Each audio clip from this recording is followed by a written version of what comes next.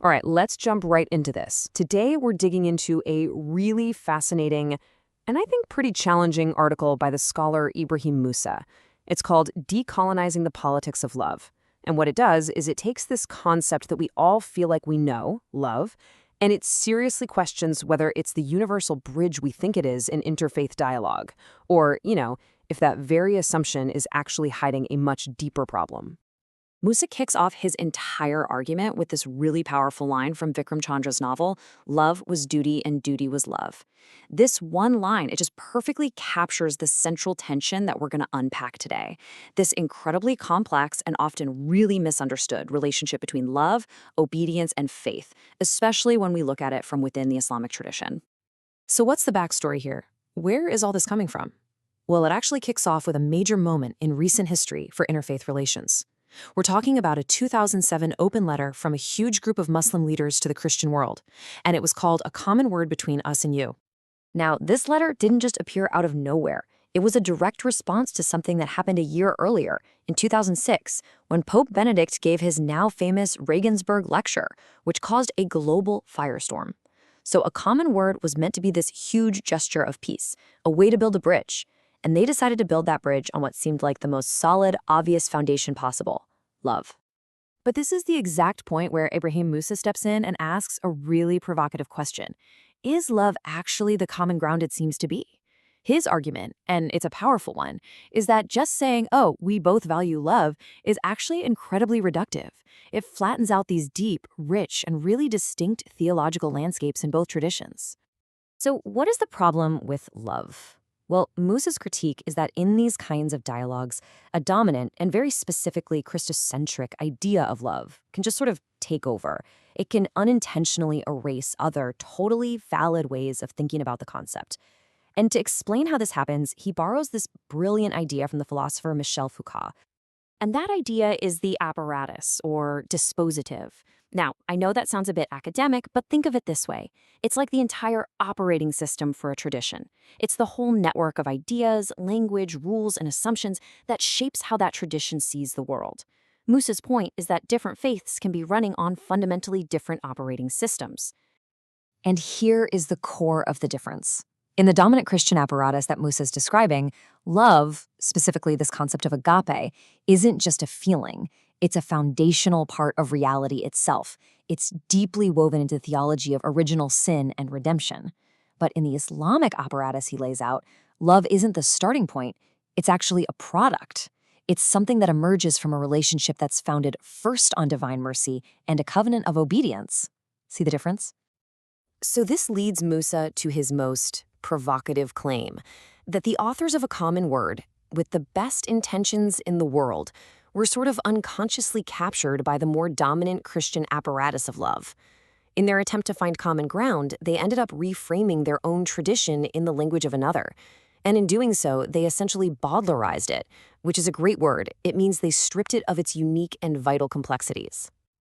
Okay, so if love isn't the starting point in the Islamic theological apparatus, then what is? Well, Musa tells us to look at a completely different foundation, and that foundation is divine mercy. The primordial divine attribute, the thing that comes before everything else, the source from which it all flows, is rahmah. We often translate this as mercy, but it's so much bigger than that. It carries the sense of sovereign, all-encompassing grace and compassion. In this view, mercy is the very reason anything exists at all. And what's really fascinating is that the tradition even has different names for different aspects of this mercy. You have Al-Rahman, the infinitely merciful one. This is a sovereign attribute, something that only belongs to God. It's the kind of mercy that brings the entire universe into being. But then you have Al-Rahim, the dispenser of grace, and this is an attribute that humans actually can reflect, imperfectly, in their own acts of kindness. This verse from the Quran is absolutely central to Musa's argument. My mercy encompasses every existing thing.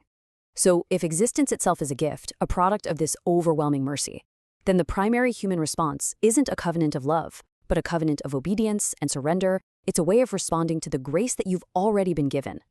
Now, to really build this case, Musa turns to one of the absolute heavyweights in Islamic intellectual history, the 11th century theologian Abu Hamid al-Ghazali.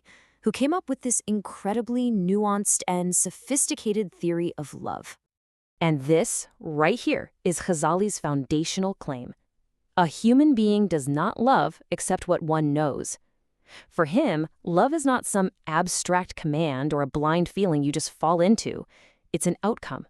It absolutely depends on cognition, on knowing and perceiving something first. You can't love a blank slate. So Musa walks us through this full process that Ghazali lays out. And it's really a path. Step 1 is knowing and perception. You just can't love what you don't know. That knowledge then leads you to answer a call to obedience, or deen, to fulfill your moral obligations. Then, through the day-in, day-out practice of that obedience, an intimate relationship with God is cultivated. And only then, as the fruit of all that work, does love finally emerge. You see, it's not the seed you start with, it's the harvest you get at the end. So, in Ghazali's whole system, love becomes this incredibly fertile ground for ethical action, producing these fruits. But that ground has to be prepared first through the hard work of knowing, of perceiving, and of obeying. Love and obedience aren't the same thing. Not at all. They're in this dynamic, productive relationship with each other. Okay, so we've just waded through some pretty deep theological water. But why does this actually matter for how people of different faiths relate to each other today? What are the real-world consequences of these different operating systems? Well, this difference totally plays out in practice. In the Christian framework, that command to love thy neighbor is absolutely central, right? It's tied directly into the whole redemptive story. But in the Islamic framework Musa is describing, there isn't an equivalent command to love your neighbor. Instead, there's a requirement to act with justice, fairness, and kindness. To serve their needs is a concrete way of serving God. The focus is on the deed, which is born from obedience and from recognizing that all-encompassing divine mercy. And look, it is so important to understand Musa's goal here. He's not trying to build walls or say that dialogue is impossible. Not at all. His goal is to decolonize the conversation. It's about resisting that subtle pressure for one tradition to have to translate itself into the terms of another, and instead to really let each tradition speak with its own authentic voice. And this really brings us to the core question that his work leaves us with. In our dialogues, what are we really aiming for? Is it a kind of superficial universality where we just pretend we're all saying the same thing to be nice? Or are we brave enough to aim for an authentic pluriversality, a world where multiple, distinct ways of seeing things can actually coexist and be understood on their own terms? At the end of the day, Musa's project of decolonizing love is really a call for a much more rigorous and, frankly, a more respectful kind of dialogue. It suggests that real, true understanding doesn't come from just finding a common word by papering over the differences. It comes from taking the time to learn and appreciate the unique grammar and logic of each tradition. It's a path that's definitely more difficult, but it promises a connection that is so much more honest and ultimately more profound.